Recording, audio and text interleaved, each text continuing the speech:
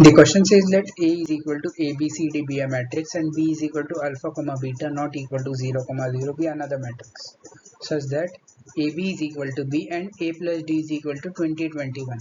Then the value of AD minus BC is equal to. So let us see what is given in the question. AB is equal to B. So therefore we have A, B, C, D into alpha beta is equal to alpha beta. On opening this matrices, we have A into alpha plus B into beta to be equal to alpha and C into alpha plus D into beta to be equal to beta. Now let's mark these equations as 1 and 2. Now what we have is, on simplifying this first equation and second equation a little bit, we have alpha by beta to be equal to minus B upon A minus 1 and alpha by beta to be equal to 1 minus D upon C.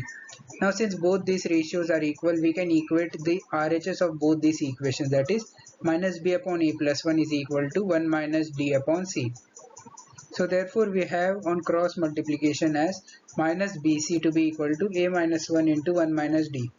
On opening the brackets, we have minus BC to be equal to A minus AD minus 1 plus D.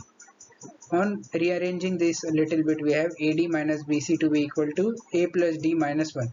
It is given to us in the question that A plus D is equal to 2021.